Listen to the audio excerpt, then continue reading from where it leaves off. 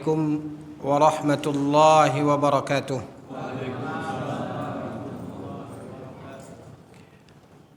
Alhamdulillahi ala ihsanih wa syukru lahu ala taufiqihi wa amtinanih.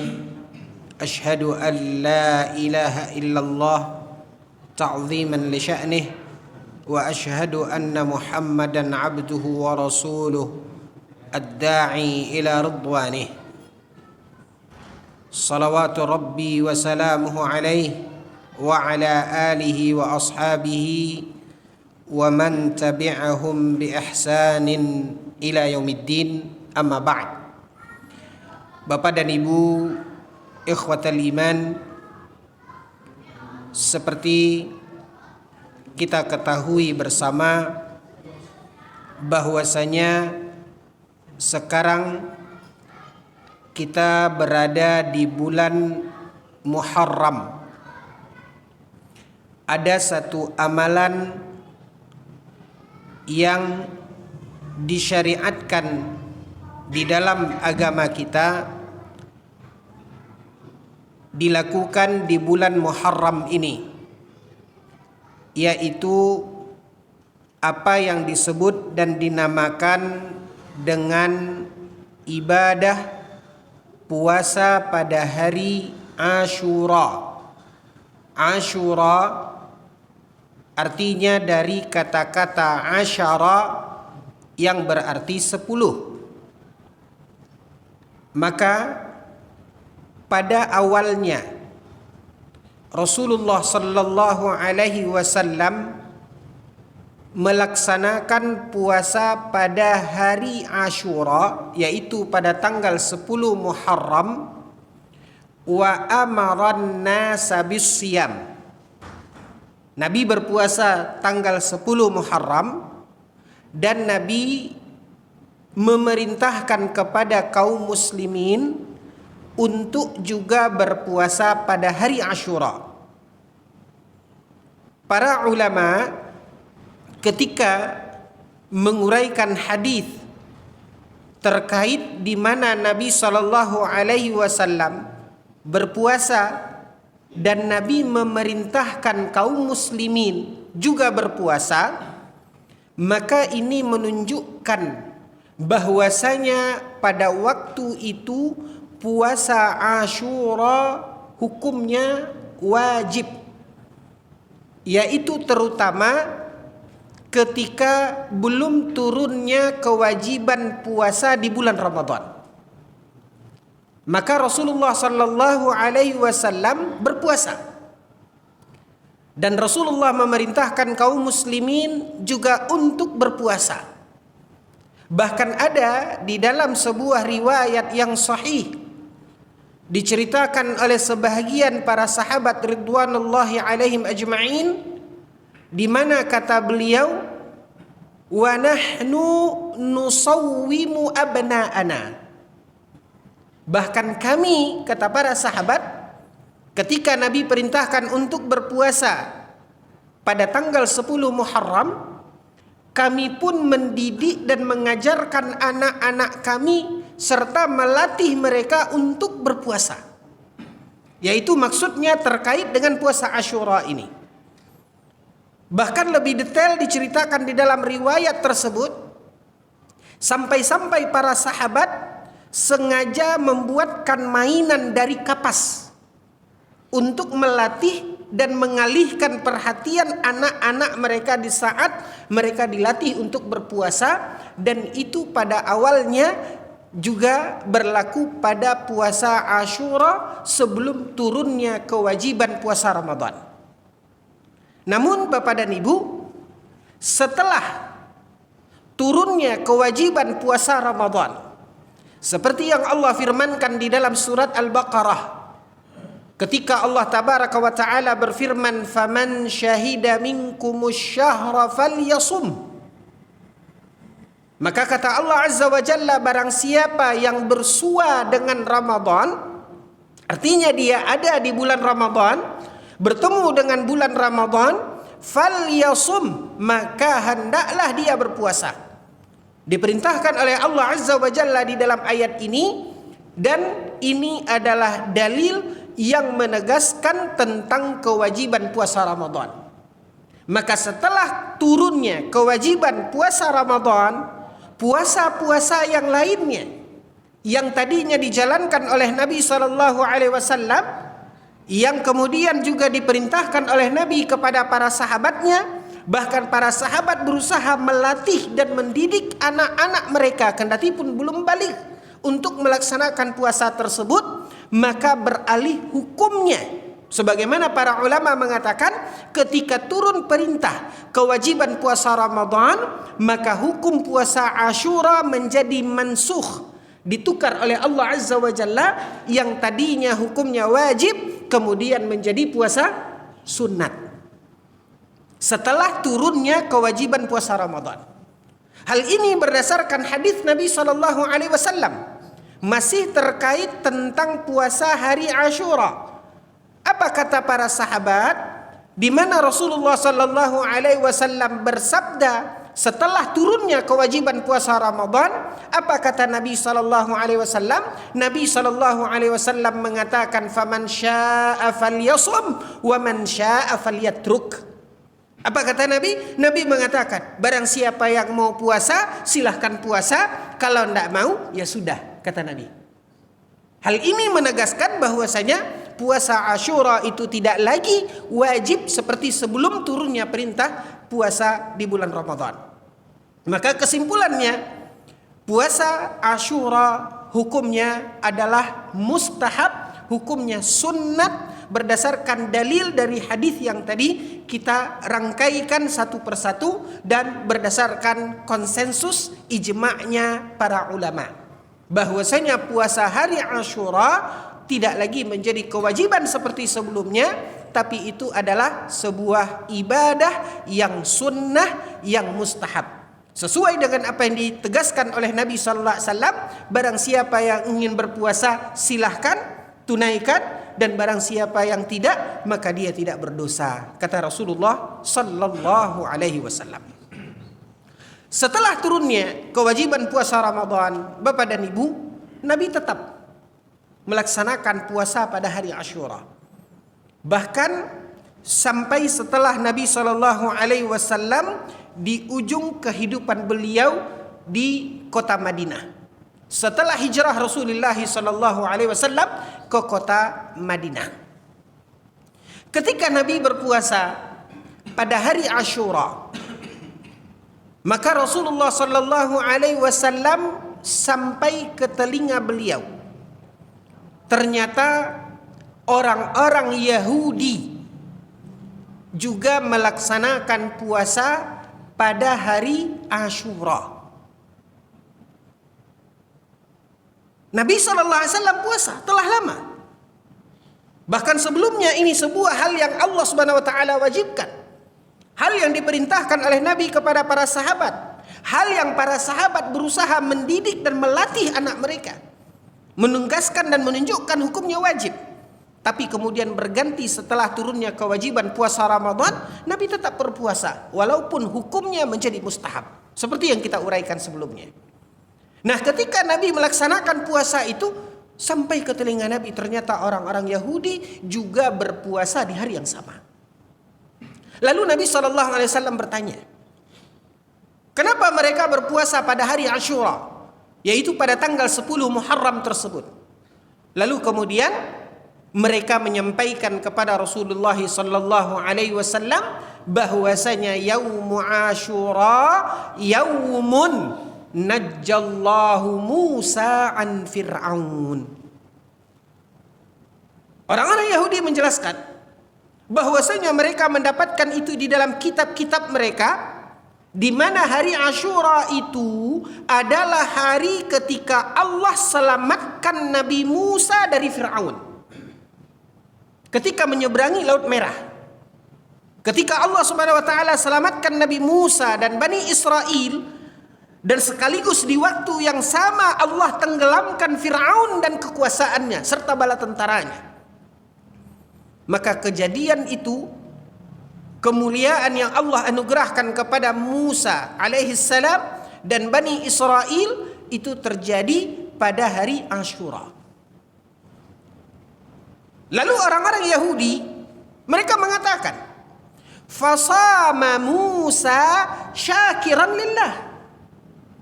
Karena pada hari itu Allah selamatkan Nabi Musa dan Allah hancurkan musuhnya Fir'aun dan bala tentaranya, dan terjadi itu pada hari Ashura, maka Nabi Musa berpuasa pada hari Ashura tersebut sebagai rasa syukur kepada Allah Azza wa Jalla atas kemenangan ini. Fasama Musa syakiran lillah. Maka Nabi Musa melaksanakannya. Nah, kaum muslimin yang dimuliakan oleh Allah, setelah hal ini sampai kepada Nabi sallallahu alaihi wasallam dengan alasan yang mereka sebutkan, Nabi tidak menyanggahnya. Nabi tidak membantahnya. Tetapi Nabi sallallahu alaihi wasallam kemudian Nabi mengatakan, apa kata Nabi? Nahnu aula bi Musa minhum. Kalau begitu, di mana Nabi Musa diselamatkan oleh Allah pada hari Ashura, dan Nabi Musa berpuasa pada hari itu sebagai rasa syukur kepada Allah, sementara Nabi Musa adalah salah seorang nabi yang wajib kita imani dan salah seorang dari nabi-nabi kita, maka Nabi Muhammad sallallahu alaihi wasallam mengatakan, nahnu aula bi Musa minhum. Bagaimanapun orang-orang Yahudi mengklaim diri mereka mengikuti Nabi Musa, kenapa mereka berpuasa? Karena ikut Nabi Musa. Sebagai rasa syukur atas keselamatan yang Allah Subhanahu wa taala berikan kepada Nabi Musa. Mereka mengklaim bahwasanya mereka mengikuti Nabi Musa. Tapi kita semua menyadari dan meyakini kaum muslimin yang dimuliakan oleh Allah, betapa banyak syariat-syariat pelanggaran-pelanggaran yang syariat-syariat Nabi Musa yang mereka langgar. Yang mereka melakukan pelanggaran-pelanggaran seperti yang bisa kita lihat di dalam sejarah yang Allah Subhanahu wa taala ceritakan dalam Al-Qur'an. Maka Rasulullah sallallahu alaihi wasallam kemudian mengatakan, nahnu aula bi Musa minhum.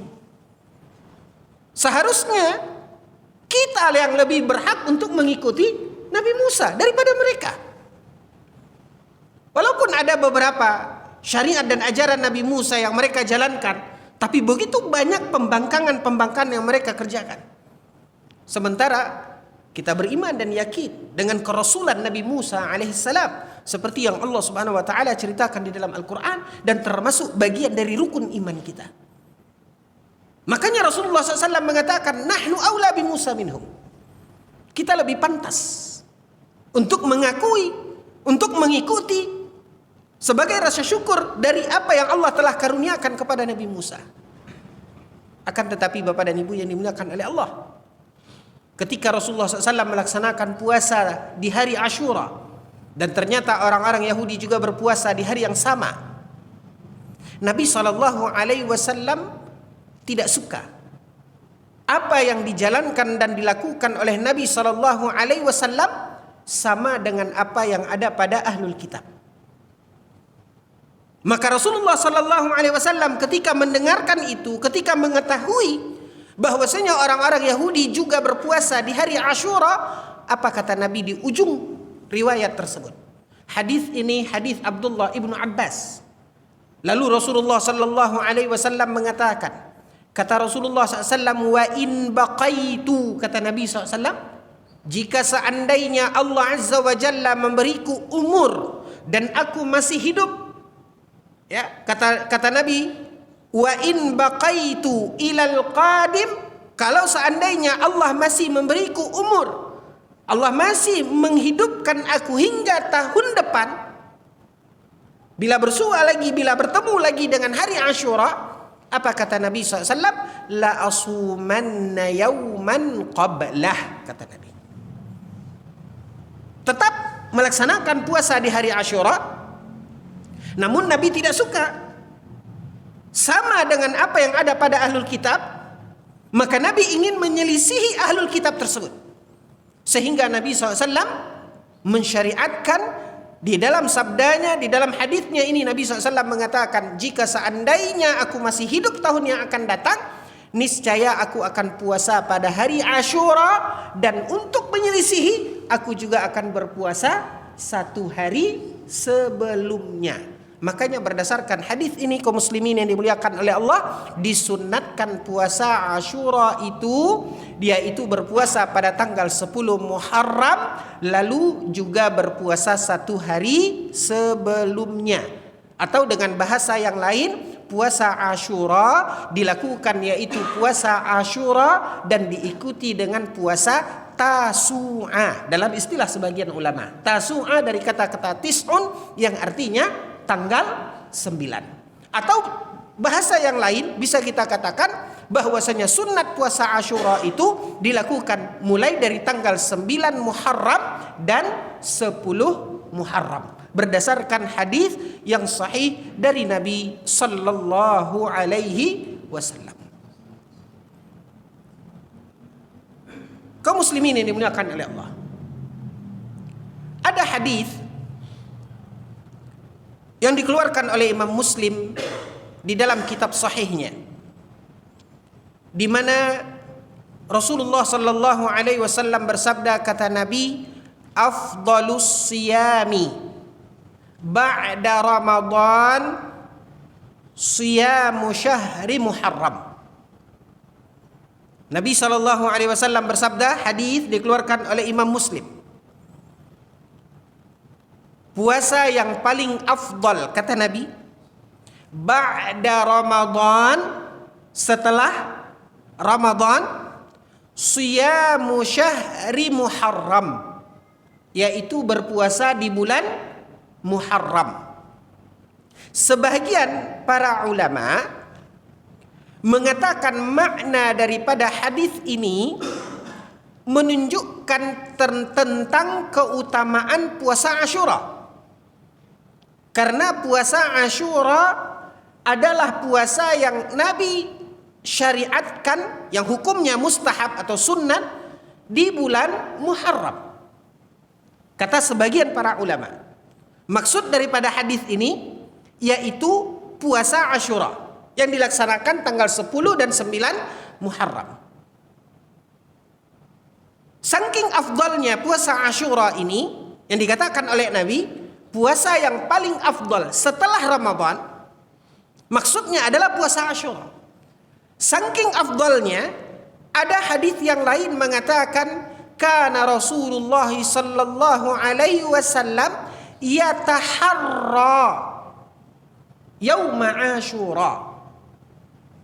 Dikatakan dalam hadis bahwasanya Nabi sallallahu alaihi wasallam yataharra itu artinya, kaum muslimin yang dimuliakan oleh Allah, menghitung-hitung. Ya. Seperti misalnya kita ingin sesuatu, kita janji sama seseorang sesuatu, atau akan datang hari, misalnya akan masuk bulan Ramadan.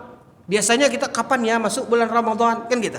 Tidak jarang kita di rumah kadang-kadang melingkar kalender. Nah, ini namanya ya taharra. Nah, kenapa Nabi SAW lakukan itu dari awal bulan Muharram? Nabi SAW menghitung-hitung itu karena Nabi takut luput dari beliau hari Asyura. Makanya Nabi SAW dikatakan ya taharra. Nah, ini yang dikatakan oleh para ulama, bahwasanya hadis Nabi yang dikeluarkan oleh Imam Muslim tadi, bahwasanya puasa hari Asyura adalah puasa yang afdal setelah Ramadan. Ya, tingkatannya di bawah puasa Ramadan. Sebagian para ulama memaknakan hadis yang diriwayatkan oleh Imam Muslim tadi bukan hanya puasa Asyura, tapi puasa-puasa sunat yang lain, termasuk bila kita laksanakan di bulan Muharram. Misalnya Bapak dan Ibu biasa melaksanakan puasa Senin Kamis, maka puasa Senin Kamis yang Bapak lakukan di bulan Muharram itu pahalanya lebih besar dan dia lebih afdal dibandingkan dengan puasa Senin Kamis di bulan-bulan yang lain. Bila Bapak biasanya melaksanakan puasa Nabi Daud, maka ketika Bapak laksanakan puasa sunat Nabi Daud itu di bulan Muharram, keutamaannya lebih tinggi dibandingkan bila dilaksanakan di bulan-bulan yang lain. makna daripada hadis yang dikatakan oleh Nabi Shallallahu Alaihi Wasallam bahwasanya puasa di bulan Muharram itu adalah puasa yang afdal setelah Ramadan. Setelah urutannya setelah puasa Ramadan. Maka inilah makna dari hadis yang dikeluarkan oleh Imam Muslim terkait tentang puasa di bulan Muharram ini. Ada yang menjelaskan bahwasanya maksudnya adalah puasa Asyura saja, dan ada yang memaksudkan bahwasanya maksudnya adalah semua puasa-puasa sunat bila kita lakukan di bulan Muharram. Wallahu taala a'lam. Bapak dan Ibu yang dimuliakan oleh Allah, intinya adalah di bulan Muharram ini disunatkan kita untuk melaksanakan puasa pada tanggal 10 Muharram yang dinamakan dengan puasa Asyura. Yang kemudian di akhirnya Nabi SAW meletakkan bahwasanya puasa Asyura tersebut juga dilaksanakan pada tanggal 10 Muharram dan satu hari sebelumnya, yaitu tanggal 9 Muharram, untuk menyelisihi orang-orang Yahudi. Adapun hadis dan riwayat yang mengatakan bahwasanya puasa Asyura yaitu puasa yang dilakukan pada tanggal 10 Muharram, lalu kemudian ada riwayat yang mengatakan wa yaumun qablah au yaumun ba'dah. Di situ ada hadis dan ini masyhur. Ya, puasa hari Asyura 10 ini hukum asalnya.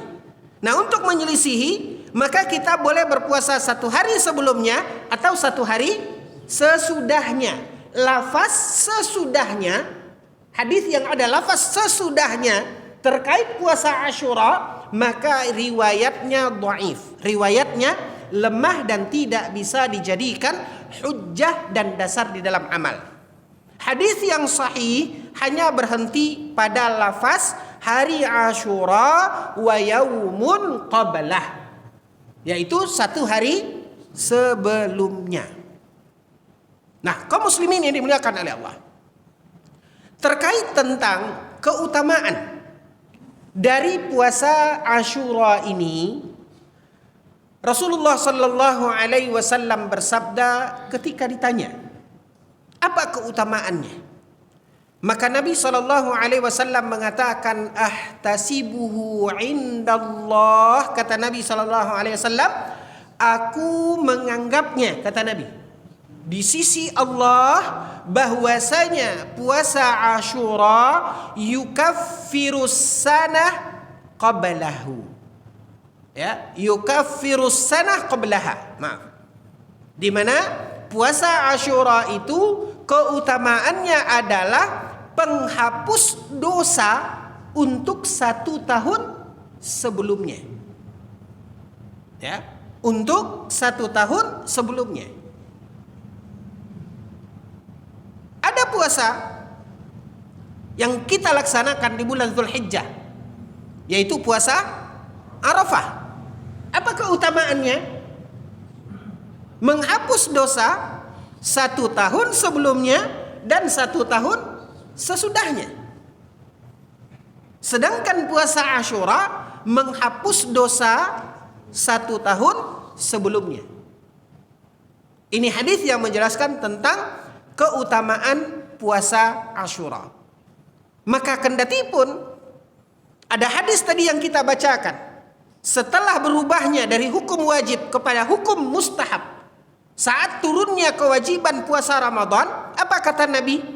Maka barang siapa yang ingin berpuasa, lakukan.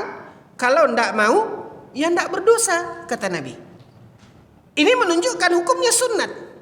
Tetapi kita lihat dari hadis yang terakhir kita uraikan ini, bagaimana keutamaan dari puasa Asyura tersebut, yang akan membangun dan memotivasi diri kita untuk menjaga amalan ini.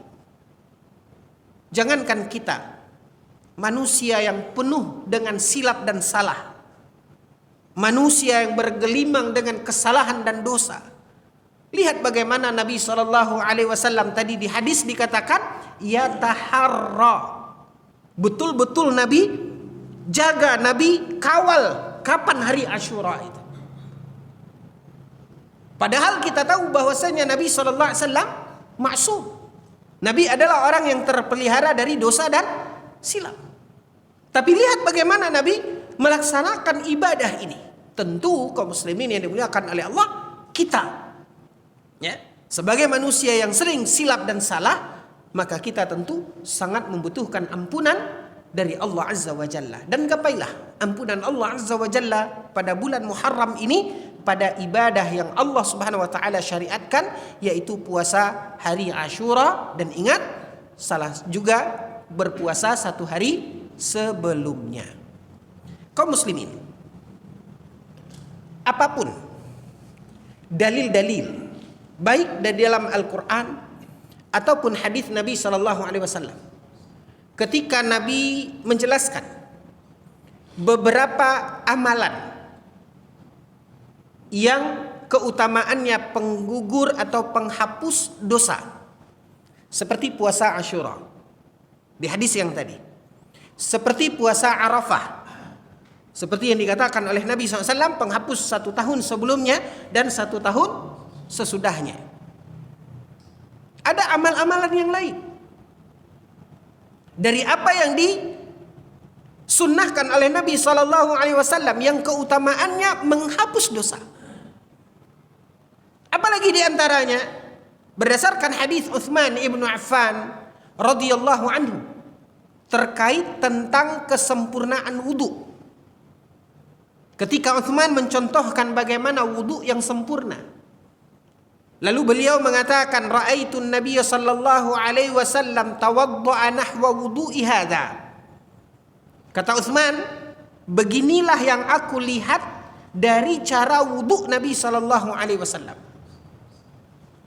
Maka Utsman mencontohkan bagaimana tata cara wudu yang sempurna tersebut. Nah, apa keutamaannya ketika seorang berwudu dengan sempurna?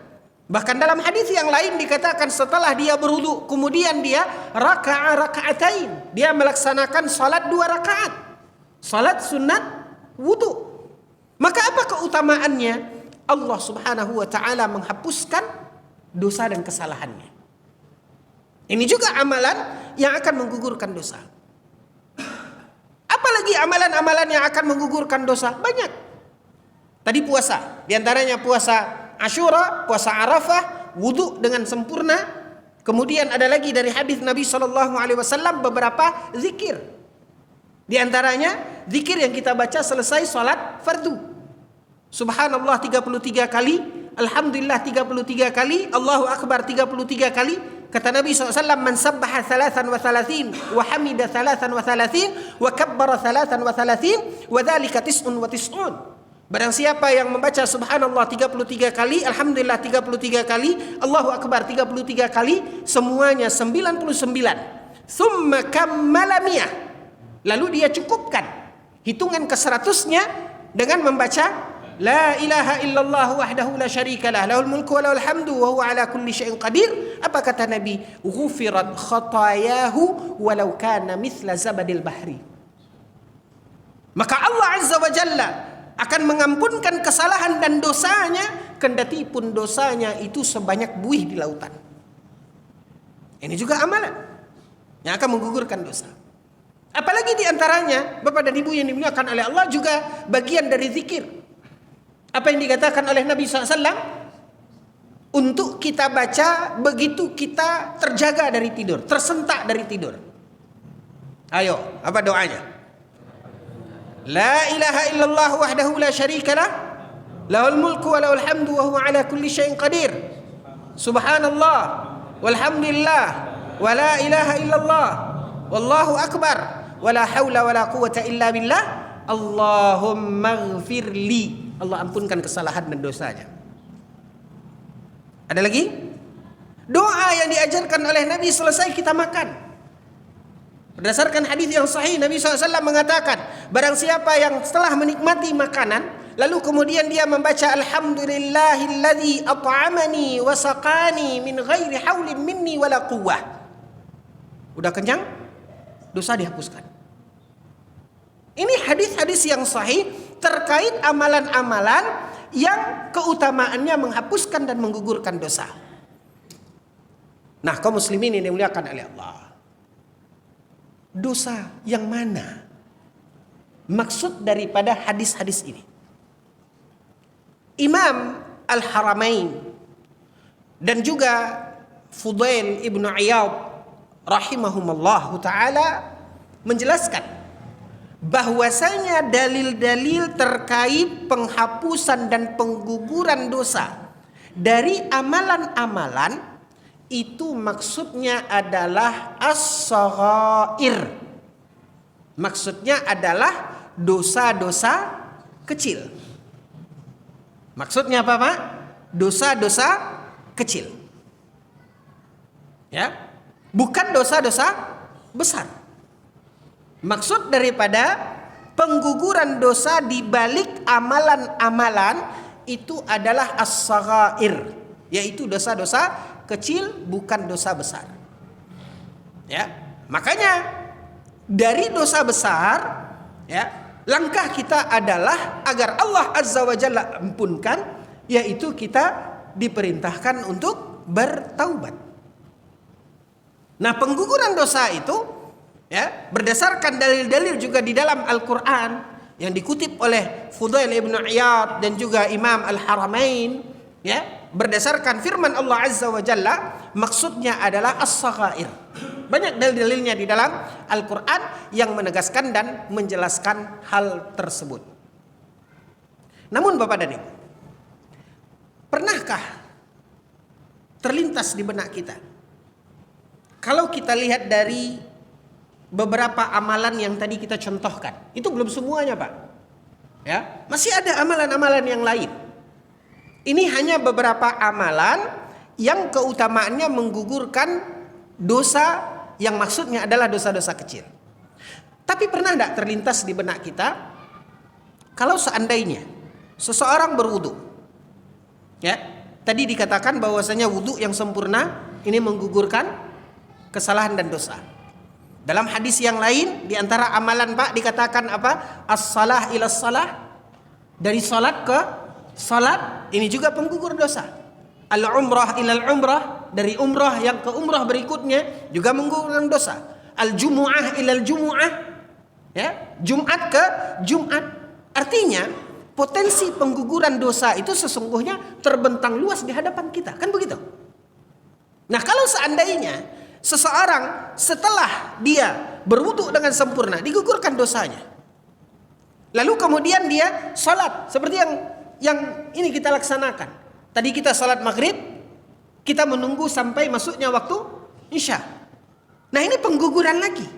Nah, kalau seandainya tadi di wudu sudah digugurkan,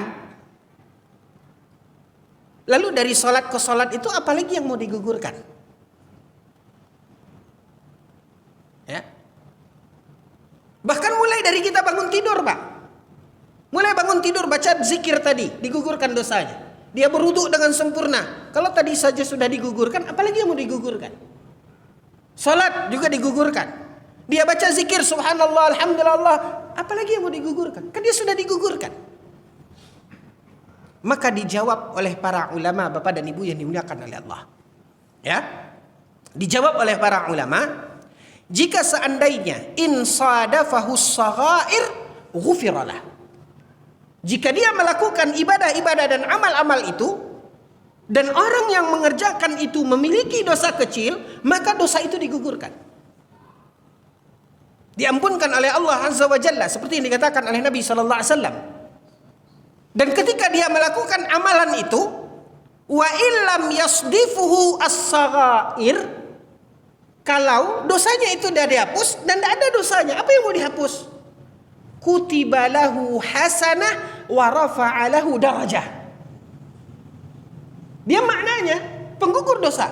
Tapi kalau dosanya telah dihapus, telah digugurkan dengan amal sebelumnya, lalu amal berikutnya tidak bertemu lagi dosa yang mau digugurkan, maka ditulislah untuknya satu kebaikan dan diangkat darinya satu kedudukan, yaitu diangkat dia satu derajat.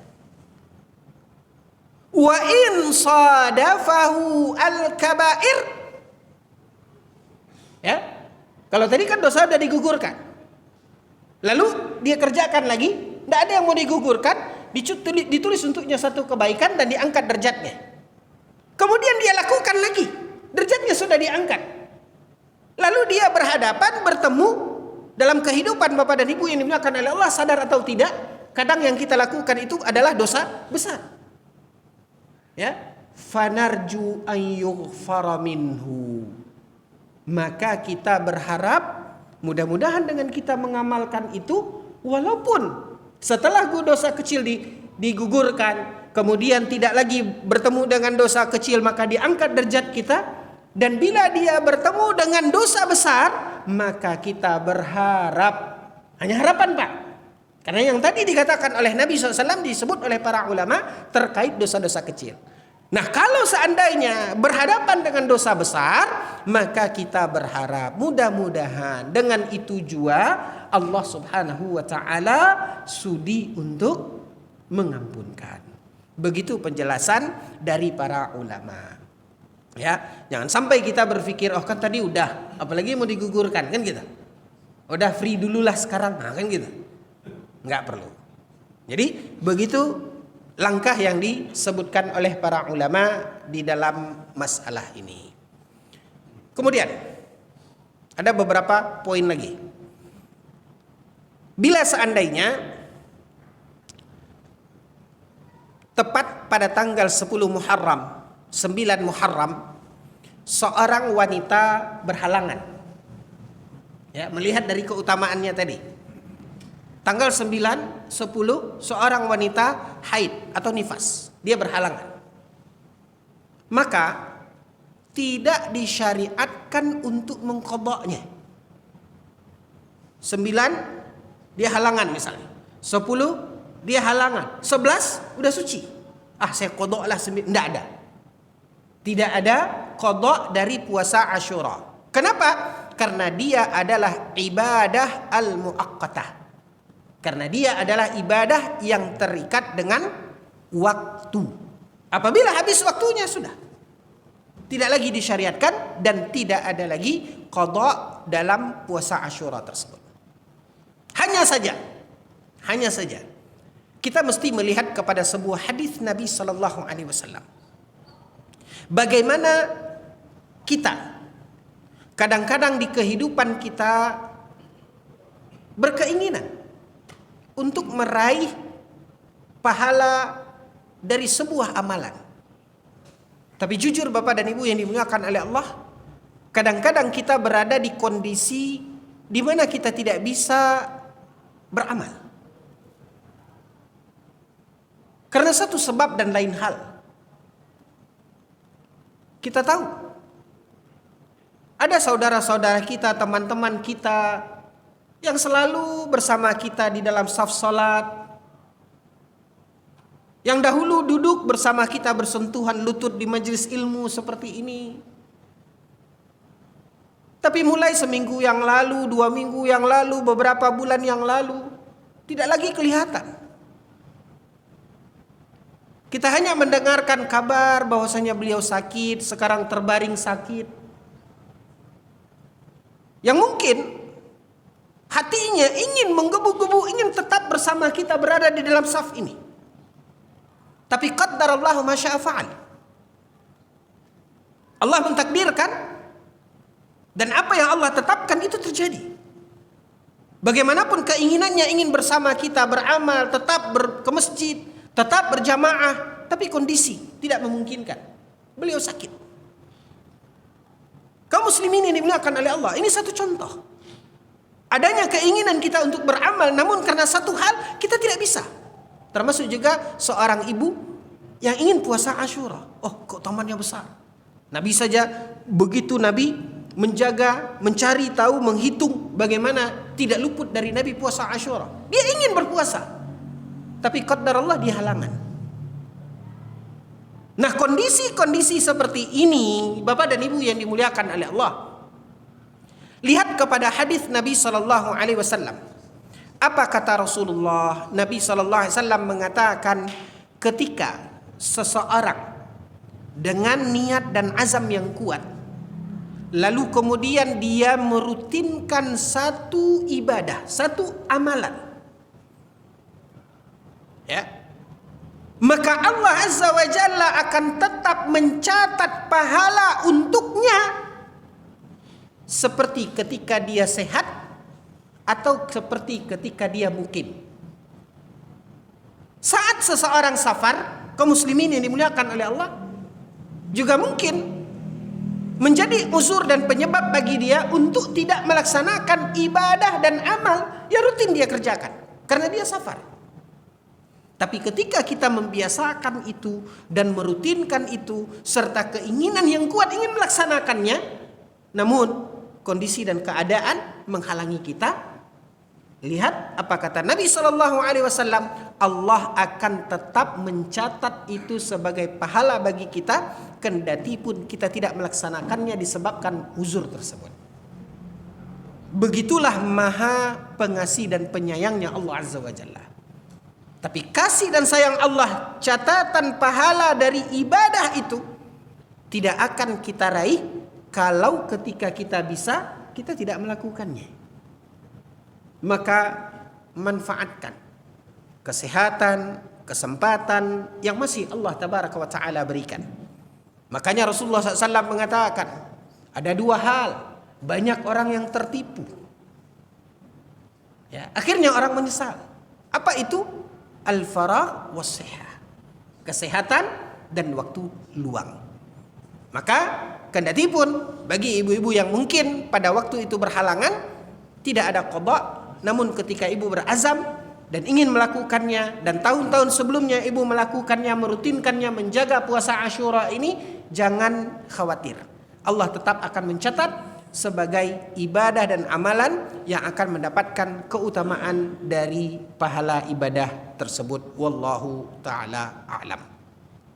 Bapak dan Ibu, ini rasanya yang terlintas di benak saya terkait tentang puasa Asyura ini. Mungkin ada yang luput dari ingatan saya. Karena masih ada waktu, silahkan kalau ada yang perlu ditanyakan. Pas? Tuntas rasanya Pak, puasa Asyura?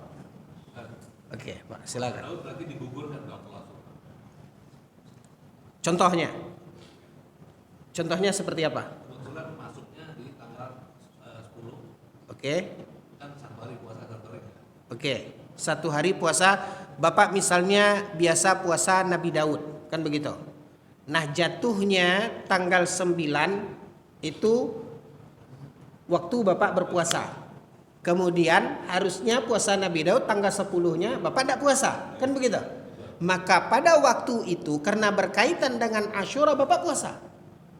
Diutamakan. Ya, karena ini diutamakan. Ya. Lalu tanggal 11-nya Tidak puasa. puasa lagi. Kenapa? Karena sambungan dari puasa Nabi Daud. Jadi begitu Pak. Ya. Jadi tanggal 9 Bapak puasa Nabi Daud. Sekaligus apa yang dicanangkan oleh Nabi SAW untuk berpuasa satu hari sebelumnya. Nah tanggal 10 Bapak puasa dengan niat puasa Asyura. Tanggal 11 kembali puasa Nabi Daud. Ya. Ada satu permasalahan karena pertanyaan ini terlintas oleh saya. Bagaimana jika seandainya seseorang luput darinya tanggal 9? Ya biasa, tanggal 9 ya, siang-siang diajak teman, "Yuk, Gum. Yuk Kulan, makan kita." Makan siang. Katanya, "Ana shaim." Saya puasa. Puasa apa? Kan gitu. Dia bilang puasa ini kan tanggal 9 Muharram. Ya Allah. Ya. Luput dari dia puasa tanggal 9.